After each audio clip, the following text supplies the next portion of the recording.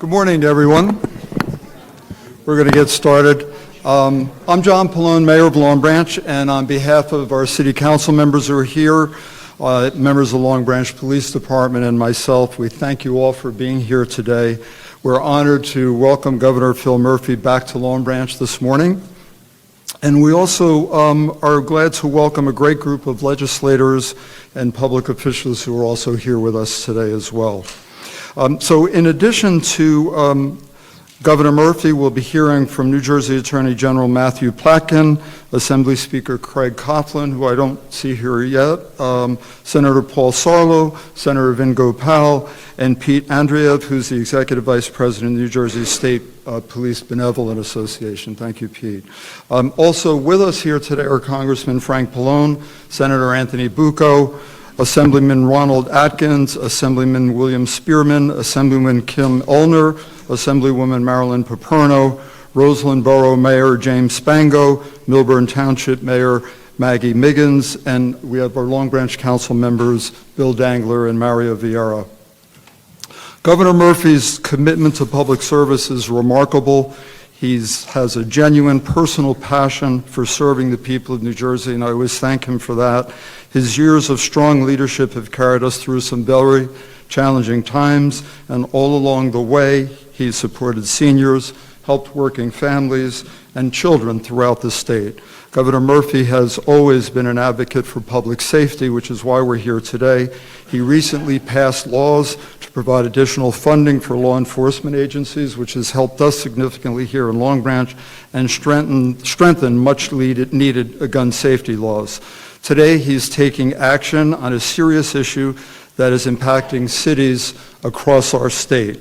And thanks to the bipartisan legislation by several people in this room today, he will be signing 4 bills against auto theft and auto trafficking. So with today's bill signing, we make further progress in reducing auto thefts and helping our law enforcement community bring criminals to justice. So thank you for joining us, Governor Murphy, and for your outstanding leadership and advocacy always for our state. And with that, Governor Murphy.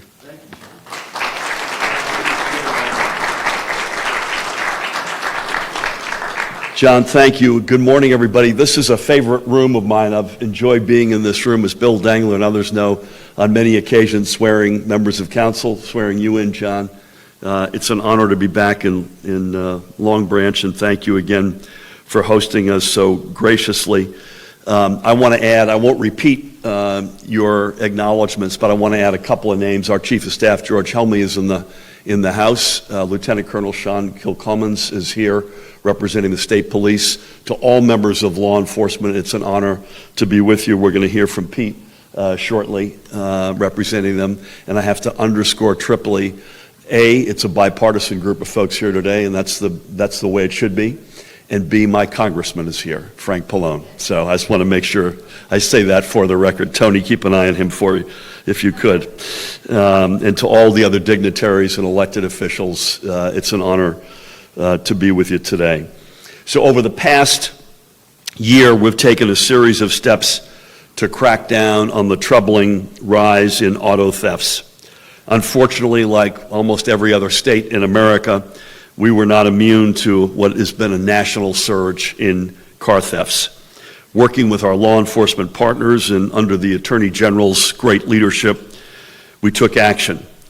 Among other steps, we strengthened the state police's auto theft task force's ability to investigate and go after the car theft rings that are at the heart of this problem. We helped local law enforcement agencies purchase automatic license plate recognition technology to track and locate stolen vehicles. And in May, I was proud to sign a bill that makes it harder for thieves to sell stolen catalytic converters, and on the other hand, easier for members of law enforcement to identify, locate, and prosecute violators. I'm pleased to report that we are already seeing the impacts of these actions.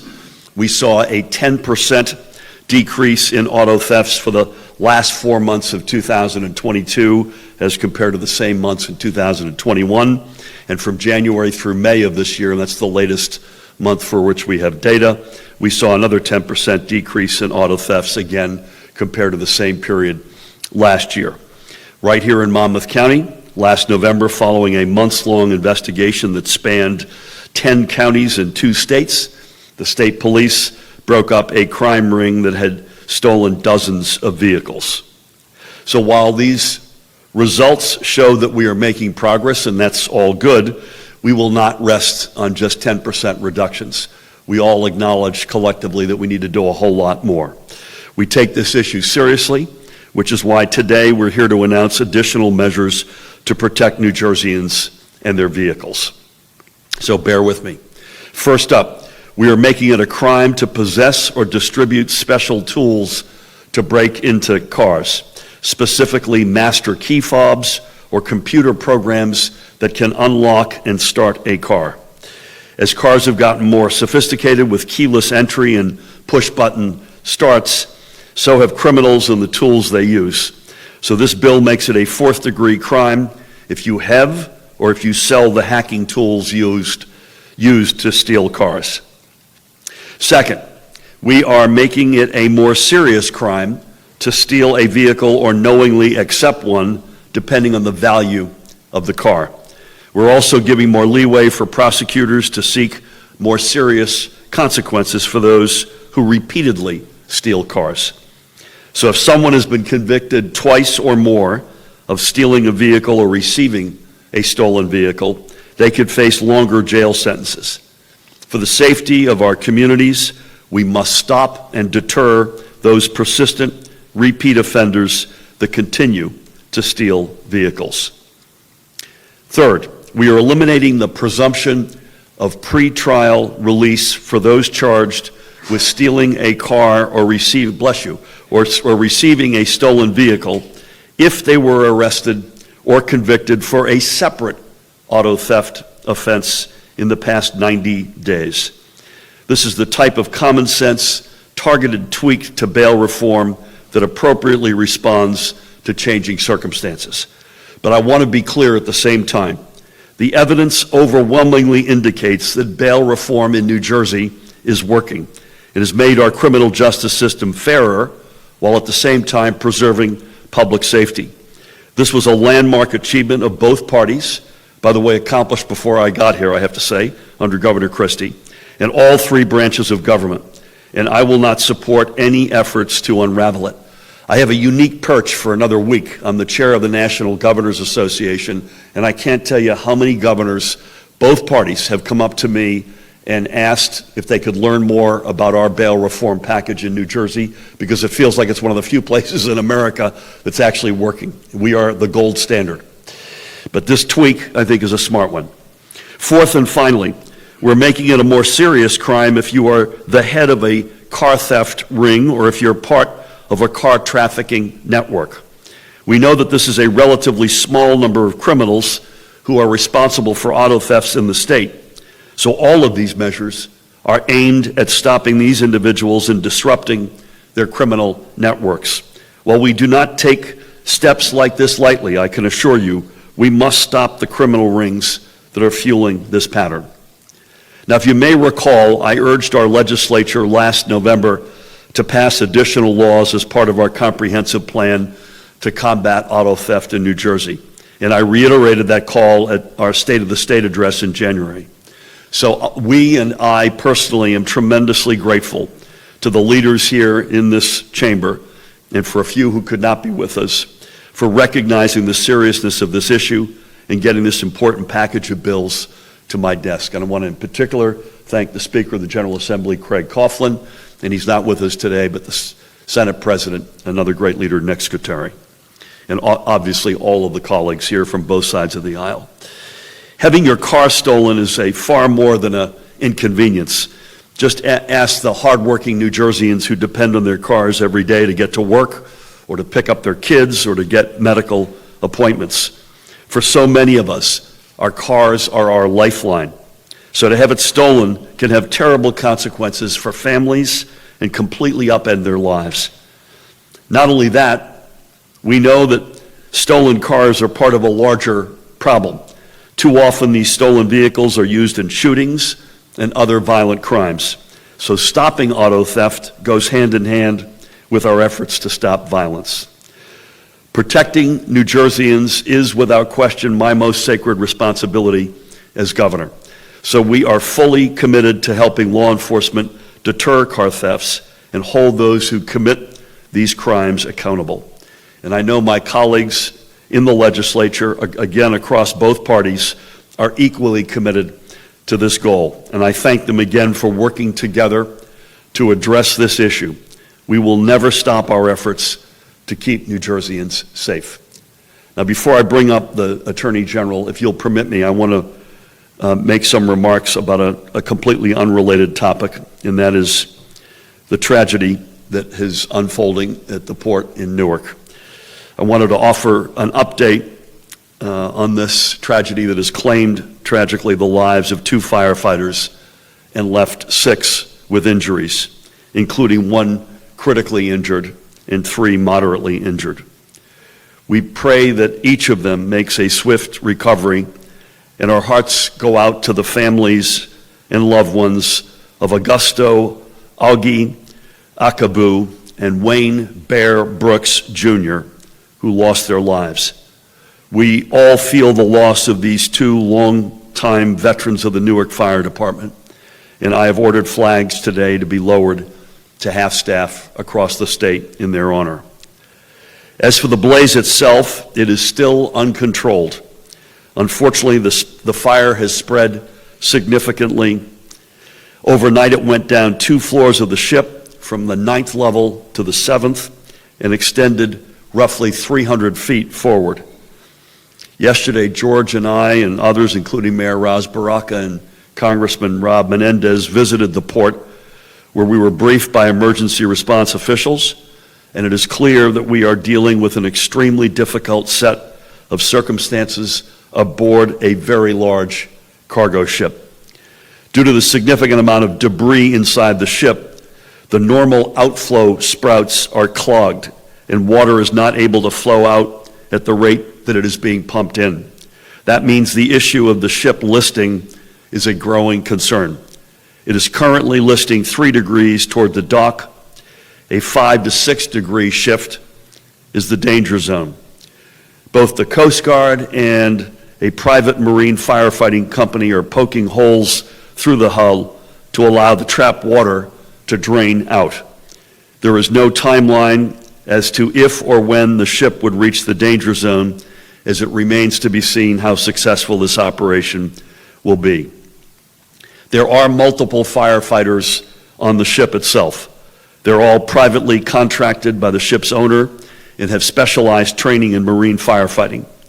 The Newark Fire Department and FDNY, I reached out to Mayor Eric Adams this morning to thank him for the support they are lending to the effort.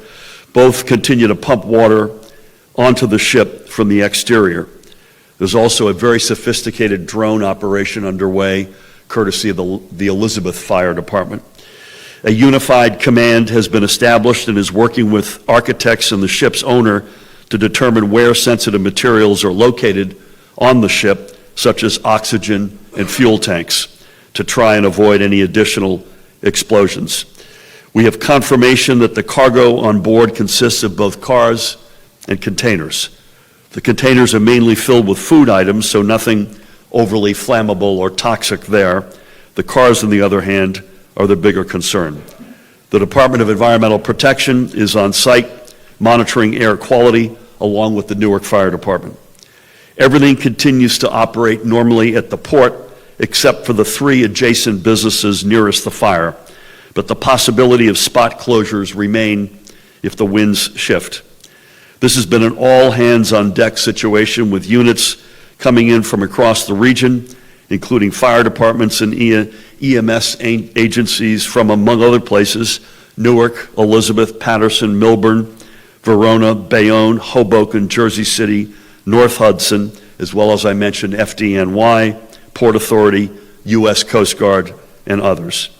Again, we are tremendously grateful to all of our first responders for their awe-inspiring courage and professionalism, and we have been painfully reminded of the dangers they face, so let us all pray for their safety. Thank you for allowing me to give that update. With that, please help me welcome the great Attorney General of the great state of New Jersey, Matt Plakett.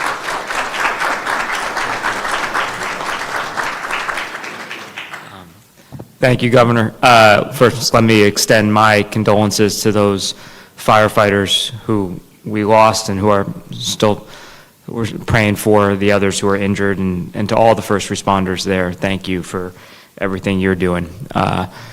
This is a really important announcement, and I want to thank the Governor, Speaker, the Senate President, Chairman, all of our senators and Assembly members who were part of this legislative package.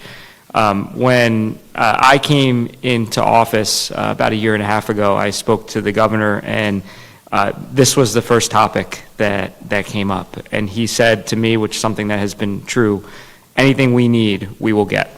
And since I've been here, we've had every possible resource made available to combat what was a growing challenge in rising auto thefts, not just in New Jersey, but across the country. But we know that it's not unique to any one community. It's been an urban problem, it's been a suburban problem, and it's been a statewide issue. And as the Governor said, it is linked not just to that stolen car, but we've seen it in other fuel other violent crimes. So the tools that we've been given here today, and frankly the tools that the legislature and the Governor have given us and law enforcement for a long time now, are extraordinarily helpful in reversing that trend. And you've heard some of the numbers through May, a 10% reduction over last year. That's significant. And that's because of the resources we had already been given. Increasing the auto theft task force, which the Governor and the legislature allowed us to do with more state police personnel, more prosecutors and detectives from the Division of Criminal Justice. Changing how we think about auto thefts to focus on those who are who are driving the problem. It's a relatively small number of people driving the auto theft problem throughout the state. And so tackling auto theft the same way we do shootings, by the way, a 25% reduction in shootings in the state last year, taking the same approach. So you are safer today in New Jersey because of the tools that we have been given and how we are using them. And I'm confident that with these tools, you will be even safer. And we know that auto thefts continue to be an issue. They continue to be top of mind. And as the Chief Law Enforcement Officer, my first responsibility is the safety of our residents. I take that obligation seriously, and I'm grateful to have had the support from the Governor, from the legislature, and from so many elected officials and across the state who have given us everything we've needed to combat this growing challenge and to reverse the trend so that we can make sure everyone is safe in their homes. So thank you, and to all the first responders and law enforcement officers part of this effort, thank you for everything you do. Thank you, Matt, and same right back to you and your leadership on this. Cannot thank you enough. Lindsay Rotolo is with us as well. Lindsay, I want to give you a shout out, First Deputy at the working with Matt. You mentioned leaders in the legislature. We're going to hear from a few of them. First up to bat, please help me welcome the great Speaker of the General Assembly, Craig Coughlin. Thank you, Governor. Good morning, everyone. It's so nice to be here. And as the Governor and then the Attorney General pointed out, it's a day that I think we all need to pause and take a second to think about. You know, we call the firefighters and others brave men and women, and sometimes we have to realize that all too often their bravery is overcome, and that's what happened yesterday, and it is a sad day. But it's a good day for the people of New Jersey today, because something that has been the top of their mind, something that has been a problem throughout our state for a while now, something that people are constantly frustrated and angered by and scared often about the possibility of having their cars stolen from their driveway, in their garages, and just the constant threat of something that is, the Governor mentioned, look, for people, their car is often their lifeline. Without their car, they don't have a job. Without their car, their children can't get to the places they need to go. It's central to their life, and it's not necessarily easily replaced. And so taking on this challenge, we have had some success, and I think the legislature that the Governor's about to sign today will bring about more. And let me just pause to take a couple seconds to acknowledge my colleagues in the legislature who are with me, Senator Gopal, Senator Sarlo, Senator Bucco, Assemblywoman Olner, Assemblywoman Paterno, Assemblyman Atkins, and Assemblyman Spearman, and the next group is going to come in just a couple of minutes. We'll get to all but the truth of the matter is, they often say that too many cooks spoil the broth. And there were a lot of legislators who were involved in this, in addition to those that I've mentioned: Assemblywoman Swain, Assemblyman Tully, Assemblywoman Spate, Assemblywoman Flynn, Senator Lagana. In this case, all those cooks got it right. And they did that because they consulted with local mayors, with local law enforcement, with Attorney General Platkin, and with the Governor Murphy's administration to find the right approach to solve this problem in a very balanced way, because the spike in the sophistication of auto theft required a comprehensive approach. And that's what we undertook, and that's what I think this package of bills accomplishes. It delivers immediate aid to local police and prosecutors by giving them more tools to deter organizations that prey on cars and young people. It helps address the technological vulnerabilities that come from modern conveniences like master key locks, remote locks, things like that, ignition interlocks, things like that. Legislators listened to law enforcement about how to tackle the thorny issues, and there were certainly some thorny issues throughout this process, like how to deal with minors who are caught up in these criminal enterprises, and to protect them from the folks who would prey on them, because they could be able to convince them, you're not going to get in trouble, you're under 16, and would lead them to a path that was going to be detrimental to them for the rest of their lives. I think focusing on the criminals who are recruiting those young people and exploiting them is something that was critically important, and we accomplished that here today, or about to. These bills find the right balance of sentencing guidelines that send a message and strike at the heart of the problem.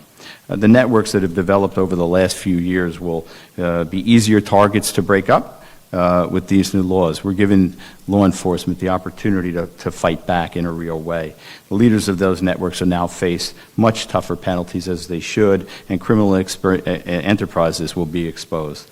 I want to thank all of the law enforcement, all of the local officials, everyone who had a hand in making these laws possible and in getting it right. So thank you to all of you. Thank you to my colleagues, Senator Scutari, Senate President Scutari, for his leadership in this, and thank you to Governor Murphy, who had made this a state priority and challenged us to come up with something that accomplished all that I think we have in the bills he's about to sign today. So thanks, everybody, for being here. Congratulations on a job well done. Thank you. Amen to all. As I was thinking about the folks who are here today, some are in their backyard, the LD11 team, but many traveled here, including from Essex County and parts beyond. Bill Spearman, I think you win the award. You've come the farthest from Camden, so great to have you all here. And I couldn't agree more with Craig. This is a classic team effort. Let's switch chambers for a moment and hear from two outstanding leaders in the Senate. First up, please help me welcome Bergen County's own, the Mayor of Wood Ridge and the Chairman of the Budget Committee, Paul Sarlo.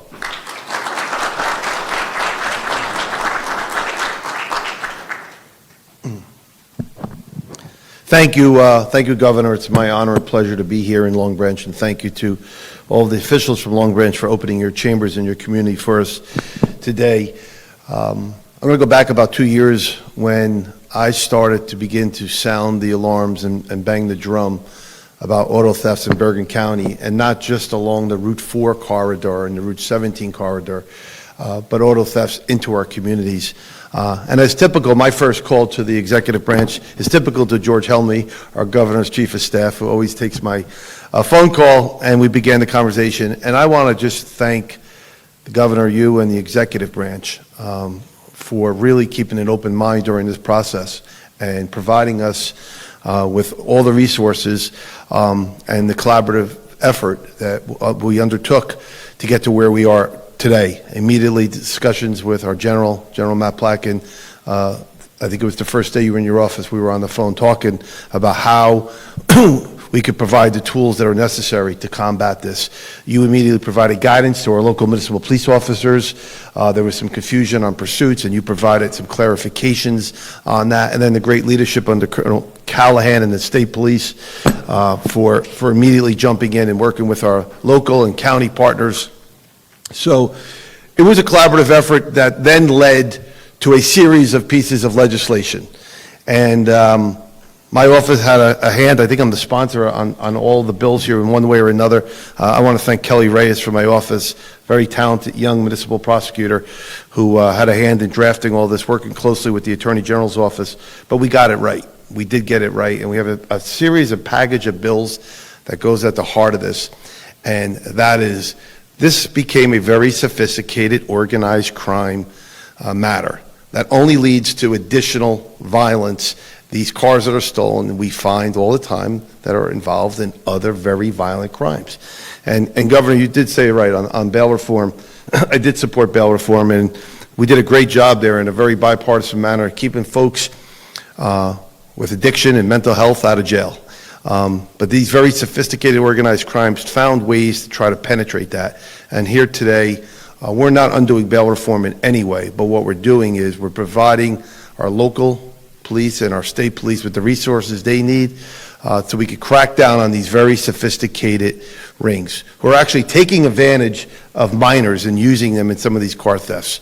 So I'm very proud to be part of it. I'm proud to be a sponsor of this. And I can't say it enough. Thank you to the governor and to the executive branch, because when I started to bang the drums up in Bergen County about this, the executive branch jumped in both feet, head first, to work with us in the legislature.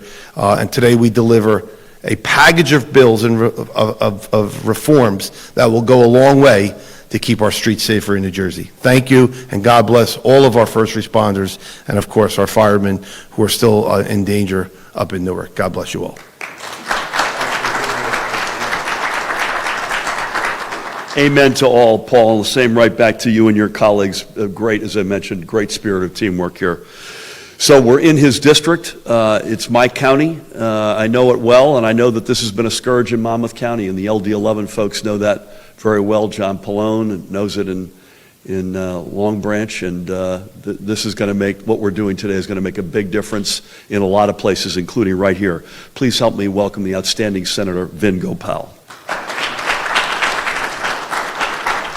Thank you all. Welcome to the city of Long Branch. Thank you, Mayor, for having us. I'm blessed to be here with my wife, and we're raising our daughter in the city, and it's I couldn't say incredible things about our police officers here for what they do every day. Thank you, Governor, for all of your work, Attorney General.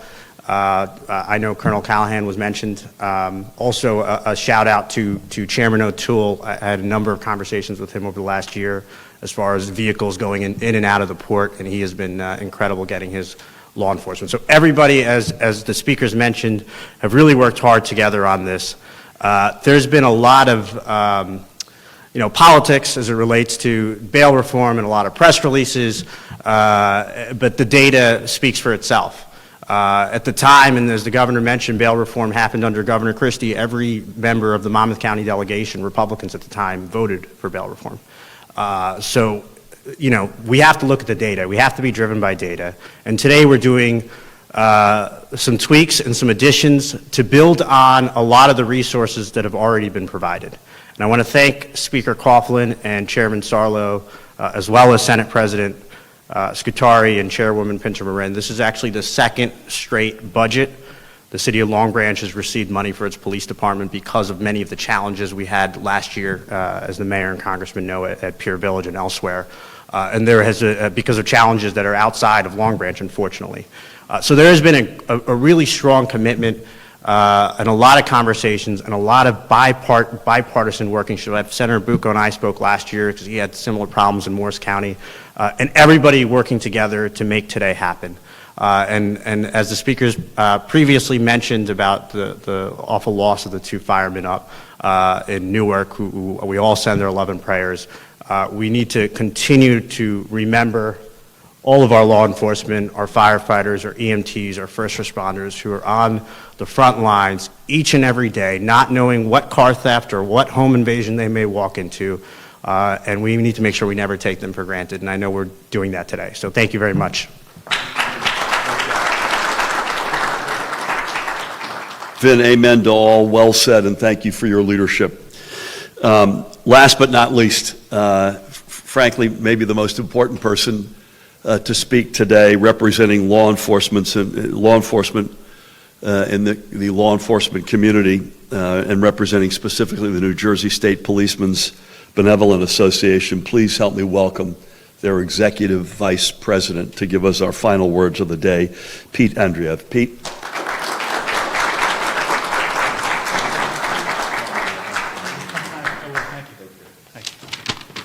All right, good morning. Thank you all for being here. Thank you to the legislators and the executive staff and the Attorney General's office for creating this legislation and laws to help our members, the New Jersey State PBA, which we represent 33,000 police officers, corrections officers, and members of law enforcement in the state of New Jersey. So on behalf of the New Jersey State PBA, I'd just like to thank the governor and the bill sponsors for their support on this serious public safety issue. This legislation sends a message that we will not sit back while criminal enterprises terrorize the people of New Jersey. Car thefts are personal and sometimes a violent attack on innocent victims. The bills signed today will allow law enforcement to target the leaders of these rings and make sure that repeat offenders are properly adjudicated.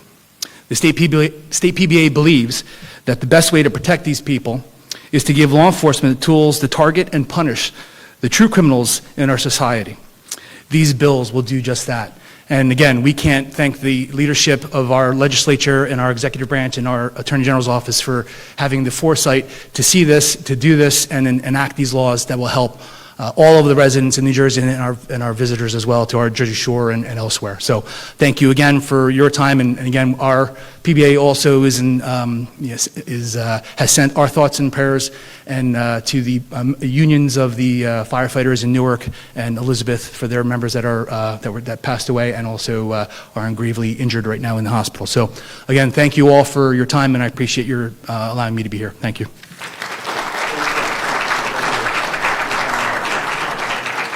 Pete, well done, man, and please give your leadership our very best.